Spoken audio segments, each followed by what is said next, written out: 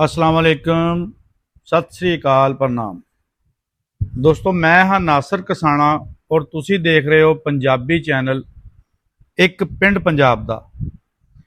लਹਿੰਦੇ ते चढ़दे पंजाब दे पंजाबियों, अज असी तुहानू लਹਿੰਦੇ पंजाब दे जिला टोबा टेक सिंह तहसील गोजरा दा एक बहुत सोहना ते तारीखी पिंड दिखाण जा रहे हैं। जी हाँ, ये पिंड है ਚੱਕ नंबर 369 ਜੀਂਬੇ ਸਰਜਾ, ਜਿਹੜਾ कि गोजरा ਵੱਲੋਂ ਖਿੱਦਰਵਾਲਾ रोड ਨੂੰ ਜਾਂਦਿਆਂ लगभग 5 किलोमीटर ਦੀ ਦੂਰੀ ਤੇ ਹੈ। बाकी पिंडां ਦੀ ਤਰ੍ਹਾਂ ਇਸ ਪਿੰਡ ਵਿੱਚੋਂ ਵੀ ਬਹੁਤ ਨਾਮੀ ਗ੍ਰਾਮੀ ਸਰਦਾਰ ਉੱਠ ਕੇ ਗਏ ਸੀ ਤੇ ਮੌਜੂਦਾ ਪਿੰਡ ਵਿੱਚ ਵੀ ਬਹੁਤ ਨਾਮੀ ਗ੍ਰਾਮੀ ਜੱਟ, ਰਾਜਪੂਤ, ਡੋਗਰ ਇਸ ਪਿੰਡ ਦੇ ਵਸਨੀਕ ਨੇ। ਪਿੰਡ ਦੀ 1947 ਤੋਂ ਪਹਿਲਾਂ ਦੀ ਔਰ ਬਾਅਦ ਦੀ ਤਾਰੀਖ ਦੱਸਣ ਤੋਂ ਪਹਿਲੇ 1947 ਦੀ ਵੰਡ ਵੱਲ ਥੋੜੀ ਝਾਤੀ ਵੀ ਮਾਰਾਂਗੇ। 1947 ਦੀ ਵੰਡ ਬਰਸਗੀਰ ਦੀ ਤਾਰੀਖ ਦਾ ਇੱਕ ਬਹੁਤ ਦਰਦਨਾਕ ਤੇ ਬਹੁਤ ਅਹਿਮ ਮੁੱਦਾ ਹੈ। 14 ਅਗਸਤ 1947 ਨੂੰ ਜਦ ਬਰਸਗੀਰ ਦੀ ਤਕਸੀਮ ਦੇ ਨਤੀਜੇ ਵਿੱਚ ਪਾਕਿਸਤਾਨ ਅਤੇ ਭਾਰਤ ਦੋ ਅਲੱਗ-ਅਲੱਗ ਮੁਲਕ ਬਣੇ ਤਾਂ ਉਸ ਵੇਲੇ ਲੱਖਾਂ ਦੀ ਗਿਣਤੀ ਵਿੱਚ ਮੁਸਲਮਾਨ, ਹਿੰਦੂ ਅਤੇ ਸਿੱਖ ਆਪਣੀਆਂ ਜਾਨਾਂ ਬਚਾਉਣ ਲਈ ਔਰ ਆਪਣੀ ਮਜ਼ਹਬੀ ਸ਼ਨਾਖਤ ਦਾ ਬਚਾਅ ਕਰਨ ਲਈ ਇੱਕ ਜਗ੍ਹਾ ਤੋਂ ਦੂਜੀ ਜਗ੍ਹਾ ਵੱਲ ਹਿਜਰਤ ਕਰਨ ਤੇ ਮਜਬੂਰ ਹੋ ਗਏ। ਇਸ ਅਜਾੜੇ ਵਿੱਚ ਲੱਖਾਂ ਖਾਨਦਾਨ ਆਪਣੇ ਘਰਾਂ ਨੂੰ, ਆਪਣੀਆਂ ਜ਼ਮੀਨਾਂ ਨੂੰ ਅਤੇ ਆਪਣੇ ਬਜ਼ੁਰਗਾਂ ਦੀਆਂ ਕਬਰਾਂ ਨੂੰ ਛੱਡ ਕੇ ਕਿਸੇ ਨਾਮਾਲੂਮ ਮੰਜ਼ਿਲ ਵੱਲ ਨੂੰ ਟੁਰ ਪਏ। ਟ੍ਰੇਨਾਂ, ਬੈਲਗਾੜੀਆਂ, ਪੈਦਲ ਕਾਫਲੇ ਔਰ ਛੋਟੀਆਂ ਵੱਡੀਆਂ ਹਰ ਤਰ੍ਹਾਂ ਦੀਆਂ ਸੜਕਾਂ ਤੇ ਮਹਾਜਰਾਂ ਦੇ ਕਾਫਲਿਆਂ ਦੇ ਅਣਗਿਣਤ ਹਜੂਮ ਨਜ਼ਰ ਆਉਂਦੇ ਸੀ। ਰਾਸਤੇ ਵਿੱਚ ਭੁੱਖ, ਪਿਆਸ, ਬਿਮਾਰੀ ਔਰ ਹਮਲੇ ਇਹਨਾਂ ਮਹਾਜਰਾਂ ਦਾ ਮੁਕੱਦਰ ਬਣ ਗਏ ਸੀ। ਲੱਖਾਂ ਲੋਕ ਆਪਣੀਆਂ ਜਾਨਾਂ ਤੋਂ ਹੱਥ ਧੋ ਬੈਠੇ। ਇਸ ਦੇ ਨਾਲ ਨਾਲ ਹਜ਼ਾਰਾਂ ਔਰਤਾਂ ਤੇ ਬੱਚੇ ਆਪਣੇ ਟੱਬਰਾਂ ਤੋਂ ਵਿਛੜ ਗਏ। ਕੁਝ ਅੱਜ ਤੱਕ ਮਿਲ ਰਹੇ ਨੇ ਤੇ ਕੁਝ ਐਦਾਂ ਹੀ ਆਪਣੇ ਦੁੱਖ ਆਪਣੇ ਸੀਨੇ ਵਿੱਚ ਲੈ ਕੇ ਇਸ ਦੁਨੀਆ ਨੂੰ ਛੱਡ ਗਏ। ਇਹ ਹਿਜਰਤ ਸਿਰਫ ਇੱਕ ਜਗਰਾਫੀਆਈ ਨਕਲ ਮਕਾਨੀ ਨਹੀਂ ਸੀ, ਬਲਕਿ ਇੱਕ ਇਨਸਾਨੀ ਅਲਮੀਆ ਵੀ ਸੀ, ਜਿਸ ਵਿੱਚ ਲੱਖਾਂ ਲੋਕਾਂ ਦੀਆਂ ਜ਼ਿੰਦਗੀਆਂ ਹਮੇਸ਼ਾ ਲਈ ਬਦਲ ਗਈਆਂ। ਅੱਜ ਵੀ 1947 ਦੀ ਵੰਡ ਦੀਆਂ ਦਾਸਤਾਨਾਂ ਸੁਣ ਕੇ ਲੂਈ ਕੰਡੇ ਖੜੇ ਹੋ ਜਾਂਦੇ ਨੇ। ਬਹੁਤ ਸਾਰੇ ਲੋਕ ਯਕੀਨ ਵੀ ਨਹੀਂ ਕਰਦੇ ਕਿ ਇੰਨਾ ਜ਼ੁਲਮ ਕਿਵੇਂ ਹੋ ਸਕਦਾ ਹੈ। ਕਿਵੇਂ ਇੱਕੋ ਜਗ੍ਹਾ ਰਹਿਣ ਵਾਲੇ, ਇੱਕੋ ਤਰ੍ਹਾਂ ਦਾ ਖਾਣ ਵਾਲੇ, ਇੱਕ ਦੂਜੇ ਦੇ ਦੁੱਖ ਸੁੱਖ ਤੇ ਸਾਂਝੀ, ਇੱਕ ਦੂਜੇ ਦੇ ਦੁਸ਼ਮਣ ਬਣ ਗਏ ਔਰ ਜਾਨੋਂ ਮਾਰਨ ਤੋਂ ਬਾਅਦ ਇਸ ਦਾ ਜਸ਼ਨ ਵੀ ਮਨਾਉਂਦੇ ਸੀ। ਪਰ ਇਹ ਸਭ ਕੁਝ 1947 ਵਿੱਚ ਵਾਪਰਿਆ ਸੀ। ਸਭ ਕੁਝ ਉਸ ਵੇਲੇ ਲੋਕਾਂ ਨੇ ਆਪਣੇ ਪਿੰਡਾਂ ਤੇ ਹੰਢਾਇਆ ਸੀ ਔਰ ਉਸ ਵੇਲੇ ਦੇ ਚਸ਼ਮਦੀਦ ਗਵਾਹ ਰਿਕਾਰਡ ਕਰਕੇ ਅਸੀਂ ਆਪਣੇ ਚੈਨਲਸ ਤੇ ਅਪਲੋਡ ਕੀਤੇ ਹੋਏ ਨੇ। 78 ਵਰੇ ਗੁਜ਼ਰਨ ਤੋਂ ਬਾਅਦ ਵੀ ਦੇਸ਼ ਦੀ ਮਿੱਟੀ ਦੀ ਖਿੱਚ ਅੱਜ ਵੀ ਕਾਇਮ ਹੈ ਤੇ ਲੋਕ ਆਪਣੇ ਜੱਦੀ ਪਿੰਡਾਂ ਨੂੰ ਵੇਖਣ ਦੀ ਚਾਹ ਰੱਖਦੇ ਆ। ਚੱਕ ਨੰਬਰ 369 ਜੀਂਬੇ ਸਰਜਾ ਵਿੱਚੋਂ 1947 ਦੀ ਵੰਡ ਵੇਲੇ ਉੱਠ ਕੇ ਜਾਣ ਵਾਲੇ ਸਰਦਾਰ ਜੀਵਨ ਸਿੰਘ ਕੰਬੋਜ, ਉਹਨਾਂ ਦੇ 4 ਮੁੰਡੇ ਤੇ ਇੱਕ ਕੁੜੀ ਸੀ। ਵੱਡੇ ਮੁੰਡੇ ਦਾ ਨਾਮ ਸਰਦਾਰ ਉਜਾਗਰ ਸਿੰਘ ਸੀ, ਉਸ ਤੋਂ ਛੋਟੇ ਦਾ ਨਾਮ ਸਰਦਾਰ ਬਹਾਦਰ ਸਿੰਘ, ਸਰਦਾਰ ਹਰਨਾਮ ਸਿੰਘ ਤੇ ਸਭ ਤੋਂ ਛੋਟੇ ਦਾ ਨਾਮ ਸਰਦਾਰ ਭਗਵਾਨ ਸਿੰਘ ਸੀ, ਜਿਹੜੇ ਕਿ ਵੰਡ ਵੇਲੇ ਉਸ ਪਿੰਡ ਵਿੱਚ ਦੂਜੀ ਕਲਾਸ ਵਿੱਚ ਪੜ੍ਹਦੇ ਸੀ। ਸਰਦਾਰ ਹਰਨਾਮ ਸਿੰਘ ਉਹਨਾਂ ਦੇ ਵੀ 3 ਮੁੰਡੇ ਸੀ, ਸਰਦਾਰ ਜਸਪਾਲ ਸਿੰਘ, ਸਰਦਾਰ ਕਮਲਜੀਤ ਸਿੰਘ ਤੇ ਸਰਦਾਰ ਇਕਬਾਲ ਸਿੰਘ। ਸਰਦਾਰ ਭਗਵਾਨ ਸਿੰਘ ਹੁਣਾਂ ਦੇ ਅੱਗੋਂ 2 ਮੁੰਡੇ ਸੀ, ਸਰਦਾਰ ਅਵਤਾਰ ਸਿੰਘ, ਸਰਦਾਰ ਨਵਰੰਗ ਸਿੰਘ। ਇਹਨਾਂ ਤੋਂ ਇਲਾਵਾ ਇਸ ਪਿੰਡ ਵਿੱਚ ਦੀਨਾ ਲੋਹਾਰ, ਜਮਾਲ ਚੌਕੀਦਾਰ, ਚਾਨਣ ਤੇਲੀ, ਮੱਗਰ ਸਿੰਘ, ਪ੍ਰੀਤਮ ਸਿੰਘ, ਗੁਰਦਿੱਤ ਸਿੰਘ ਹੁਣੀ ਵੀ ਇਸ ਪਿੰਡ ਵਿੱਚ ਰਹਿੰਦੇ ਹੁੰਦੇ ਸੀ। 1947 ਦੀ ਵੰਡ ਤੋਂ ਪਹਿਲੇ ਇਸ ਪਿੰਡ ਦੇ ਨੰਬਰਦਾਰ ਸਰਦਾਰ ਸ਼ੇਰ ਸਿੰਘ ਹੁੰਦੇ ਸੀ। ਸਰਦਾਰ ਬੁੱਧ ਸਿੰਘ ਪਹਿਲਵਾਨ ਤੇ ਸਰਦਾਰ ਸਾਧੂ ਸਿੰਘ ਪਹਿਲਵਾਨ ਦਾ ਨਾਮ ਵੀ ਇਸ ਪਿੰਡ ਨਾਲ ਜੁੜਿਆ ਹੈ। ਕੰਬੋਜ ਫੈਮਿਲੀ ਦੱਸਦੀ ਹੈ ਕਿ ਜਦ ਉਜਾੜਾ ਪਿਆ ਤਾਂ ਅਸੀਂ ਆਪਣੇ ਡੰਗਰਾਂ ਦੇ ਰੱਸੇ ਵੱਢ ਕੇ ਇਹਨਾਂ ਨੂੰ ਆਜ਼ਾਦ ਕਰ ਦਿੱਤਾ ਸੀ ਕਿ ਕਿਧਰੇ ਕਿੱਲਿਆਂ ਤੇ ਬੰਨੇ ਭੁੱਖ ਨਾਲ ਹੀ ਨਾ ਮਰ ਜਾਣ, ਅਤੇ ਆਪਣੇ ਕੀਮਤੀ ਭਾਂਡੇ, ਜ਼ੇਵਰਾਤ ਤੇ ਪੈਸੇ ਡੰਗਰਾਂ ਵਾਲੇ ਬਰਾਂਡੇ ਵਿੱਚ ਟੋਇਆ ਪੱਟ ਕੇ ਦੱਬ ਆਏ ਸੀ। ਇਹ ਯਕੀਨ ਸੀ ਕਿ ਜਦ ਰੌਲਾ ਰੱਪਾ ਮੁੱਕ ਗਿਆ ਅਸੀਂ ਵਾਪਸ ਆਪਣੇ ਘਰਾਂ ਨੂੰ ਆ ਜਾਣਾ ਹੈ, ਪਰ ਇਹ ਖਾਬ ਹੀ ਰਹਿ ਗਿਆ। ਇਹ ਫੈਮਿਲੀ ਜਦੋਂ 12 ਆਬਾਦ ਹੋਈਆਂ ਸੀ ਤਾਂ ਅੰਮ੍ਰਿਤਸਰ ਦੇ ਸਰਜਾ ਪਿੰਡ ਚੋਂ ਹੀ ਉੱਠ ਕੇ ਇਸ ਪਿੰਡ ਆ ਕੇ ਬੈਠੇ ਸੀ, ਔਰ ਇਹਨਾਂ ਨੇ ਇਸ ਪਿੰਡ ਨੂੰ ਆਬਾਦ ਕਰਨ ਤੋਂ ਬਾਅਦ ਇਹਦਾ ਨਾਮ ਵੀ ਸਰਜਾ ਹੀ ਰੱਖਿਆ। ਔਰ 1947 ਦੀ ਵੰਡ ਤੋਂ ਬਾਅਦ ਜਦੋਂ ਦੁਬਾਰਾ ਉਜਾੜਾ ਪਿਆ ਤੇ ਇਹ ਫਿਰ ਉਸੇ ਹੀ ਪਿੰਡ 'ਚ ਜਾ ਕੇ ਵਸ ਗਏ ਸੀ, ਉਹਦਾ ਨਾਮ ਵੀ ਸਰਜਾ ਹੀ ਸੀ। ਉਸ ਤੋਂ ਬਾਅਦ ਫਿਰ ਇਹ ਨਾਲ ਲੱਗਦੇ ਪਿੰਡ ਮਾਲੂਵਾਲ ਵਿੱਚ ਆਬਾਦ ਹੋ ਗਏ, ਔਰ ਅੱਜ ਦੀ ਡੇਟ ਵਿੱਚ ਇਹ ਮਾਲੂਵਾਲ ਪਿੰਡ ਵਿੱਚ ਆਪਣੀ ਜ਼ਿੰਦਗੀ ਬਸਰ ਕਰ ਰਹੇ ਨੇ। ਹੁਣ ਗੱਲ ਕਰਦੇ ਹਾਂ ਅੱਜ ਦੇ ਪਿੰਡ ਸਰਜਾ ਦੀ, ਜਿਸ ਦੀ ਆਬਾਦੀ ਵਿੱਚ 300 ਘਰ ਬਣ ਚੁੱਕੇ ਨੇ। ਪਿੰਡ ਵਿੱਚ 1700 ਵੋਟ ਕਾਸਟ ਹੁੰਦਾ ਹੈ। ਪਿੰਡ ਦਾ ਰਕਬਾ 25 ਮਰਬੇ ਹੈ।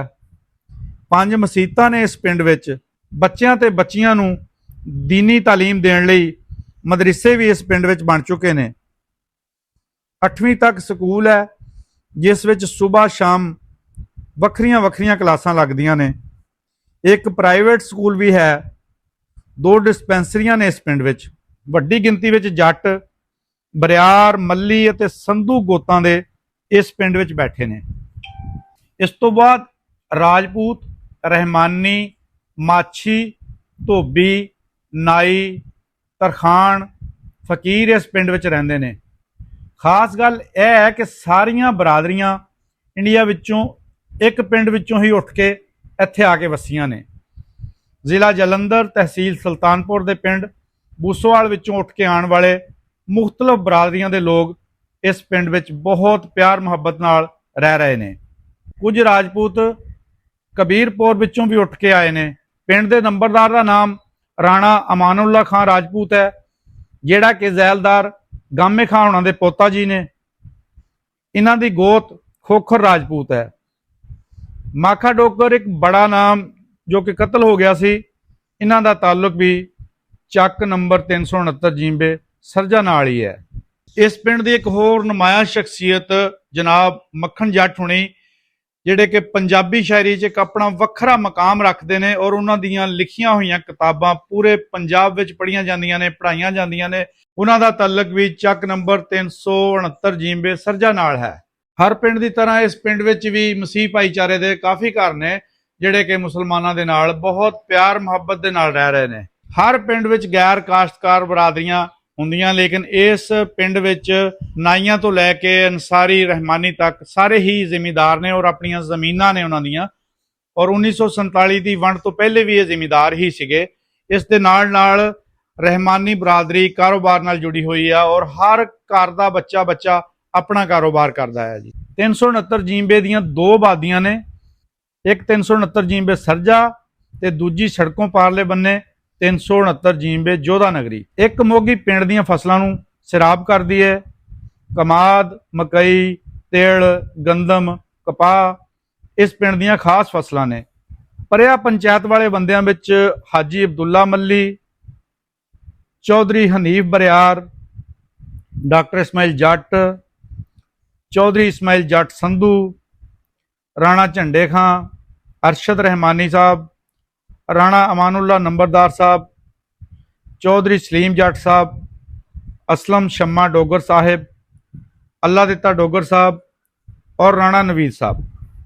ਇੱਕ ਹੋਰ ਖਾਸ ਗੱਲ, ਇਸ ਪਿੰਡ ਵਿੱਚ ਮਕਾਨ ਬਣਾਉਣ ਵਾਲੇ ਮਿਸਤਰੀ ਬਹੁਤ ਜ਼ਿਆਦਾ ਨੇ। ਪੁਰਾਣੇ ਵੇਲੇ ਦੀ ਪੁੜਾਂ ਵਾਲੀ ਚਾਚੇ ਬਰਕਤ ਦੀ ਚੱਕੀ ਵੀ ਹੈਗੀ ਹੈ, ਜਿਹੜੀ ਕਿ ਕਾਲੇ ਇੰਜਣ ਦੇ ਨਾਲ ਚੱਲਦੀ ਹੈ। ਜਿਵੇਂ ਤਰੱਕੀ ਹੋ ਰਹੀ ਹੈ, ਹਰ ਕੰਮ ਵਿੱਚ ਜਿੱਦਤ ਆ ਗਈ ਹੈ, ਅਤੇ ਪੁੜਾਂ ਵਾਲੀ ਚੱਕੀ ਦੀ ਜਗ੍ਹਾ ਕਟਰ ਆ ਗਏ, ਜਿਹੜੇ ਕਿ ਕਣਕ ਨੂੰ ਕੱਟ ਕੇ ਆਟਾ ਬਣਾ ਦਿੰਦੇ ਨੇ। ਪਰ ਇਹ ਚੱਕੀ ਪੁੜਾਂ ਵਿੱਚ ਦਾਣਿਆਂ ਨੂੰ ਪੀਸ ਕੇ ਆਟਾ ਬਣਾਉਂਦੀ ਏ। ਇਹ ਆਟਾ ਸਿਹਤ ਲਈ ਬਹੁਤ ਵਧੀਆ ਹੈ। ਇਸੇ ਕਰਕੇ ਅੱਜ ਵੀ ਆਲ ਦੁਆਲ ਦੇ ਪਿੰਡਾਂ ਵਿੱਚੋਂ ਲੋਕ ਦਾਣੇ ਫਿਆਉਣ ਲਈ ਇਸ ਚੱਕੀ ਤੇ ਆਉਂਦੇ ਨੇ। ਫਿਰਕਾ ਵਾਰੀਅਤ ਨਾ ਹੋਣ ਦੇ ਬਰਾਬਰ ਹੈ। ਛੋਟੇ ਮੋਟੇ ਮਸਲੇ ਆਪਣੀ ਜਗ੍ਹਾ ਹੈਗੇ ਆ, ਪਰ ਇਜਤਮਾਹੀ ਤੌਰ ਤੇ ਪਿੰਡ ਵਿੱਚ ਬਹੁਤ ਸਕੂਨ ਹੈ। ਲੋਕ ਇੱਕ ਦੂਜੇ ਨਾਲ ਪਿਆਰ ਤੇ ਇੱਜ਼ਤ ਕਰਦੇ ਆ, ਕਿਉਂਕਿ ਸਾਰਾ ਪਿੰਡ ਬੂਸੋਵਾਲ ਤੋਂ ਹੀ ਉੱਠ ਕੇ ਆਇਆ ਹੈ। ਨਾਮ ਮੇਰਾ ਜੀ ਹਾਜੀ ਅਬਦੁੱਲਾ ਮੱਲੀ। ਇਹ ਪਿੰਡ ਜਿਹੜਾ ਸਾਡਾ ਜੀ ਬੂਸੋਵਾਲ ਤੋਂ ਸਾਰਾ ਪਿੰਡ ਉੱਠ ਕੇ ਆਇਆ, ਜਿੰਨੀਆਂ ਵੀ ਕੌਮਾਂ ਵਾ, ਜੱਟ, ਰਜਪੂਤ, ਘੁਮਿਆਰ, ਨਾਈ, ਤਰਖਾਣ, ਪਖੀਰ, ਫਿਰ ਝੀਰ, ਮੌਲਵੀ ਜਿਹੜਾ ਸਾਡੇ ਇਸ ਪਿੰਡ ਦਾ ਵਾ, ਉਹ ਹਿੰਦੁਸਤਾਨ 'ਚ ਵੀ ਸਾਡਾ ਇਹੀ ਮੌਲਵੀ ਸੀਗਾ ਜਿਹੜਾ ਇੱਥੇ ਆ। ਮੌਲਵੀ ਅਤਾ ਮੁਹੰਮਦ ਦਿੱਲੀ ਯੂਨੀਵਰਸਿਟੀ ਦਾ ਪੜ੍ਹਿਆ ਸੀ। ਦਿੱਲੀ ਯੂਨੀਵਰਸਿਟੀ ਦਾ ਪੜ੍ਹਿਆ? ਹਾਂਜੀ, ਬੜੀ ਗੱਲ। ਤੇ ਆਪਣਾ ਉਹਦਾ ਅੱਗੋਂ ਮੁੰਡਾ ਜਿਹੜਾ ਉਹ ਇੱਥੇ ਰਿਹਾ ਇਮਾਮ ਮਸਜਿਦ। ਮੌਲਵੀ ਸਾਹਿਬ ਨੂੰ ਮੈਂ ਇੱਕ ਵਾਰੀ ਪੁੱਛਿਆ ਵੀ ਤੁਸੀਂ ਇੱਥੇ ਪਿੰਡ 'ਚ ਮੌਲਵੀ ਕਿਉਂ ਇੰਨੇ ਪੜ੍ਹੇ ਲਿਖੇ ਸੀ ਦਿੱਲੀ ਯੂਨੀਵਰਸਿਟੀ ਦੇ, ਤੇ ਇਸ ਪਿੰਡ 'ਚ ਕਿਉਂ ਤੁਸੀਂ ਫਸ ਗਏ? ਉਹਨੇ ਕਿਹਾ ਜੀ ਜਦੋਂ ਆਏ ਆ ਨਾ ਅਸੀਂ ਉਜੜ ਕੇ, ਤੇ ਮੇਰੀਆਂ ਜਿਹੜੀਆਂ ਸੰਤਾਂ ਸੀ ਨਾ ਦਿੱਲੀ ਯੂਨੀਵਰਸਿਟੀ ਦੀਆਂ, ਉਹ ਕਿਤੇ ਗਾਇਬ ਹੋ ਗਈਆਂ, ਉੱਥੇ ਰਹਿ ਗਈਆਂ। ਮੈਂ 2-3 ਵਾਰੀ ਦਿੱਲੀ ਯੂਨੀਵਰਸਿਟੀ ਵਾਲਿਆਂ ਨੂੰ ਜਿੱਥੇ ਪੜ੍ਹਦਾ ਰਿਹਾ, ਮੈਂ ਖਤ ਲਿਖਿਆ ਕਿ ਮੈਂ ਸੰਤ ਤੱਕ ਇੱਥੇ ਪੜ੍ਹਿਆ ਤੇ ਮੇਰੀਆਂ ਸੰਤਾਂ ਜਿਹੜੀਆਂ ਮੈਨੂੰ ਭੇਜ ਦਿਓ। ਉਹ ਆਂਦਾ ਪਤਾ ਨਹੀਂ ਉਹਨਾਂ ਨੂੰ ਸੰਤਾਂ ਨਹੀਂ ਮਿਲੀਆਂ, ਮੇਰਾ ਚਿੱਠੀ ਨਹੀਂ ਪਹੁੰਚੀ ਜਾਂ ਕੀ ਵਜ੍ਹਾ ਕੀ ਨਹੀਂ, ਉਹਨਾਂ ਨੇ ਸੰਤਾਂ ਨਹੀਂ ਮੈਨੂੰ ਭੇਜੀਆਂ, ਨਹੀਂ ਤੇ ਵਰਨਾ ਮੈਂ ਕਿਸੇ ਕਾਲਜ ਦੇ ਵਿੱਚ ਪ੍ਰੋਫੈਸਰ ਹੋਣਾ ਸੀ, ਬੜੇ ਅਹੁਦੇ ਤੇ ਹੋਣਾ। ਹਾਂਜੀ, ਬਾਕੀ ਇਹ ਸਾਰੀਆਂ ਕੌਮਾਂ ਇੱਕੋ ਹੀ ਪਿੰਡ ਦੀਆਂ ਆ ਕੇ ਬੈਠੀਆਂ। ਜਿੰਨੀਆਂ ਕੌਮਾਂ ਦਾ ਨਾਂ ਲਿਆ ਸਾਰੀਆਂ ਬੂਸੋਵਾਲ ਦੀਆਂ? ਸਾਰੀਆਂ ਬੂਸੋਵਾਲ ਦੀਆਂ ਟੋਟਲ ਇੱਥੇ ਕੌਮਾਂ। ਸੁਲਤਾਨਪੁਰ ਲੋਧੀ, ਜ਼ਿਲ੍ਹਾ ਜਲੰਧਰ। ਇਹ ਸੁਲਤਾਨਪੁਰ ਸ਼ਹਿਰ ਤੋਂ ਤਕਰੀਬਨ 3 ਮੀਲ ਦੇ ਫਾਸਲੇ ਤੇ ਵੱਡੇ ਦੱਸਦੇ ਆ ਕਿ ਸਾਡਾ ਇਹ ਪਿੰਡ ਸੀ ਦਾ। ਅੱਛਾ, ਹਾਂਜੀ। ਤੇ ਇਹ ਹੁਣ ਤੱਕ ਇੱਥੇ ਹੀ ਆ ਕੇ ਸਾਰੀਆਂ ਕੌਮਾਂ ਰਹਿ ਰਹੀਆਂ ਵਾ, ਬੜੇ ਪਿਆਰ ਮੁਹੱਬਤ ਦੇ ਨਾਲ। ਇਸ ਗੱਲ ਦਾ ਪੱਕ ਕਰਦੇ ਕਿ ਅਸੀਂ ਸਾਰੇ ਜਿਹੜੇ ਮਤਲਬ ਸਾਰੇ ਤੁਸੀਂ ਨਾਂ ਲਏ ਵੀ ਅਸੀਂ ਇੱਕੋ ਹੀ ਪਿੰਡ ਦੇ ਆ? ਹਾਂਜੀ, ਇੱਕੋ ਹੀ। ਆਪਾਂ ਵਿਆਹਾਂ ਸ਼ਾਦੀਆਂ ਤੇ ਕਹਿ ਦਿੰਦੇ ਆ ਯਾਰ ਉਹ ਵੀ ਸਾਡੇ ਪਿਛਲੇ ਪਿੰਡ ਦਾ, ਉਹਨਾਂ ਨੂੰ ਵਰਜਣਾ, ਆਪਾਂ ਰੋਟੀ ਵਰਜਣੀ। ਬਿਲਕੁਲ, ਹਜੇ ਤੱਕ ਜਿਹੜੇ ਸਾਰੇ ਪਿੰਡ ਦੇ ਲੋਕ ਆ ਇਹ ਰੋਟੀ ਵਰਜਦੇ ਆ। ਤੇ ਪਿੰਡ ਇਸੇ ਪਿੱਛੇ ਨੂੰ ਜੇ ਕੋਈ ਲੜਾਈ ਝਗੜਾ ਵੀ ਹੋ ਜਾਂਦਾ ਤੇ ਪਿਛਲਾ ਜਿਹੜਾ ਵਾਸਤਾ ਦੇ ਕੇ ਵੀ ਅਸੀਂ ਇੱਕੋ ਪਿੰਡ ਦੇ ਯਾਰ ਵੱਡੇ ਇੱਕੋ ਨਾਲ ਧੱਕਾ ਨਾ ਕਰਦੇ। ਹਾਂ, ਤੇ ਸੁਲ੍ਹਾ ਹੋ ਜਾਂਦੀ ਹੈ। ਯਾਨੀ ਇਹ ਬਰਾਦਰੀਆਂ ਤੋਂ ਹਟ ਕੇ ਜਾਨੀ ਇੱਕ ਪਿੰਡ ਵਾਲੀ ਉਲਫਤ ਹੈਗੀ ਆ। ਪਿੰਡ ਵਾਲੀ ਉਲਫਤ ਵੀ ਹੈਗੀ ਔਰ ਲੇਕਿਨ ਜ਼ਿਆਦਾ ਜਿਹੜਾ ਪਿੱਛੋਂ ਇੱਕ ਪਿੰਡ ਦੇ ਨਾ ਉਹਦਾ ਜ਼ਿਆਦਾ ਅਸਰ ਵਾ ਕਿ ਅਸੀਂ ਇੱਕੋ ਪਿੰਡ ਦੇ ਆ ਜੀ, ਸਾਂਝੇ ਅਸੀਂ ਰਹਿੰਦੇ, ਉੱਥੋਂ ਇਦਾਂ ਸਿੱਧੇ ਉੱਠ ਕੇ ਇੱਥੇ ਆ ਗਏ ਸਾਰੇ ਪਿੰਡ। ਤੇ ਇਸ ਵਾਰ ਉੱਥੋਂ ਜਦੋਂ ਆਪਾਂ ਇੱਥੇ ਆਏ ਸੀ, ਕਿਹੜੇ ਪੁਰਾਣੇ ਬੰਦੇ ਸੀ ਉਹਨਾਂ ਦੇ ਕੋਈ ਨਾਂ ਯਾਦ ਆ? ਜਿਹੜੇ ਮੈਂ ਤੁਹਾਨੂੰ ਮੈਸੇਜ ਵੀ ਸੁਣਾਇਆ ਸੀ ਉਹਨਾਂ ਚੋਂ ਬੀਬੀ ਨੇ ਜਿਹੜੇ ਨਾਂ ਲਏ ਸੀਗੇ ਭੈਣ ਨੇ ਆਪਣੀ, ਉਹਨਾਂ ਚੋਂ ਪੁਰਾਣੇ ਜੀ ਇੱਥੇ ਜਿਹੜੇ ਰਹਿਣ ਵਾਲੇ, ਉਹਨਾਂ ਦੇ 4 ਕੌਮਾਂ ਇੱਥੇ ਰਹਿੰਦੀਆਂ ਸੀ। ਲਵਾਰ ਸੀ, ਤੇ ਤੇਲੀ ਸੀ ਦੇ, ਮਲਕ ਸੀ ਦੇ, ਤੇ ਭਰਾਈ ਸ਼ੇਖ ਜਿਹੜੇ ਢੋਲ ਵਜਾਉਣ ਵਾਲੇ ਆ, ਉਹ ਜਿਹੜੇ ਢੋਲ ਵਜਾਉਣ ਵਾਲੇ ਉਹ 4-5 ਭਰਾ ਸੀ। ਤਫੈਲ, ਫਰਜੰਦ, ਪੂਣੀ, ਗੁਲਾਮ ਮੁਹੰਮਦ। ਉਹਨਾਂ ਚੋਂ ਗੁਲਾਮ ਮੁਹੰਮਦ ਹੈਗਾ, ਬਾਕੀ ਸਾਰੇ ਮਰ ਗਏ ਆ।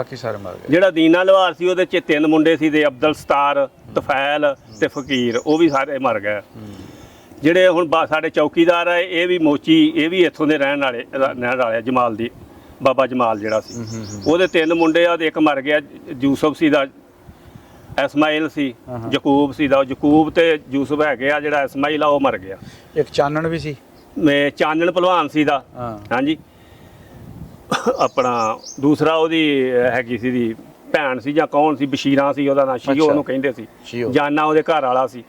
ਇਹ ਯਾਨੀ 4 ਕੌਮਾਂ ਜਿਹੜੀਆਂ ਇੱਥੇ ਪਹਿਲੇ ਦੇ ਰਹਿਣ ਵਾਲੀਆਂ ਵਾ, ਪਾਕਿਸਤਾਨ ਬਣਨ ਤੋਂ ਪਹਿਲਾਂ ਦੇ। ਹਾਂਜੀ, ਬਾਕੀ ਜਿੰਨੇ ਹੀ ਇਹ ਬਾਹਰੋਂ ਮਾਈਗ੍ਰੇਟ ਹੋ ਕੇ ਆਏ ਇੱਥੇ। ਹਾਂਜੀ, ਕਿਹੜੇ ਹੁਣ ਬੈਠੇ ਇੱਥੇ ਲੋਕ? ਇੱਥੇ ਲੋਕ ਜਿਹੜੇ ਆ ਜੀ ਘੁਮਿਆਰ ਬੈਠੇ ਆ, ਜੱਟ ਬੈਠੇ ਆ, ਰਾਜਪੂਤ ਬੈਠੇ ਆ, ਬਾਕੀ ਗੈਰ ਕਾਸ਼ਤਕਾਰ ਕੌਮਾਂ ਵੀ ਬੈਠੀਆਂ। 3 ਕੌਮਾਂ ਜਿਹੜੀਆਂ ਜ਼ਿਆਦਾ। ਜ਼ਰੀਆ ਰੋਜ਼ਗਾਰ ਕੀ ਹੈ ਜ਼ਿਆਦਾ ਪਿੰਡ ਵਿੱਚ? ਜ਼ਰੀਆ ਰੋਜ਼ਗਾਰ ਜਿਹੜਾ ਲੋਕ ਬਾਹਰ ਗਏ ਆ ਜਾਂ ਜ਼ਿਮੀਂਦਾਰਾ ਲੋਕ ਕਰਦੇ ਆ, ਕਾਰੋਬਾਰੀ ਵੀ ਲੋਕ ਹੈ, ਕਾਰੋਬਾਰ ਘੁਮਿਆਰ ਬਰਾਦਰੀ ਜਿਹੜੀ ਉਹ ਜ਼ਿਆਦਾ ਬਿਜ਼ਨਸਮੈਨ। ਹਾਂਜੀ, ਕਾਰੋਬਾਰ ਕਰਦੇ। ਦੋਸਤੋ, ਇਹ ਸੀ ਸਾਡਾ ਅੱਜ ਦਾ ਪਿੰਡ ਚੱਕ ਨੰਬਰ 369 ਜੀਂਬੇ ਸਰਜਾ। ਉਮੀਦ ਕਰਦੇ ਹਾਂ ਕਿ ਤੁਹਾਨੂੰ ਸਾਡੀ ਵੀਡੀਓ ਚੰਗੀ ਲੱਗੀ ਹੋਵੇਗੀ। ਜੇਕਰ ਚੰਗੀ ਲੱਗੀ ਤਾਂ ਲਾਈਕ, ਸ਼ੇਅਰ, ਕਮੈਂਟ ਜ਼ਰੂਰ ਕਰ ਦਿਓ। ਔਰ ਅਗਰ ਤੁਸੀਂ ਵੀ ਆਪਣੇ ਪਿੰਡ ਦੀ ਵੀਡੀਓ ਬਣਾਉਣਾ ਚਾਹੁੰਦੇ ਹੋ ਤੇ ਸਾਡੇ ਦਿੱਤੇ ਹੋਏ ਨੰਬਰ ਤੇ ਸਾਡੇ ਨਾਲ ਰਾਬਤਾ ਕਰ ਸਕਦੇ ਹੋ ਜੀ। ਬਹੁਤ ਸ਼ੁਕਰੀਆ, ਰੱਬ ਰਾਖਾ।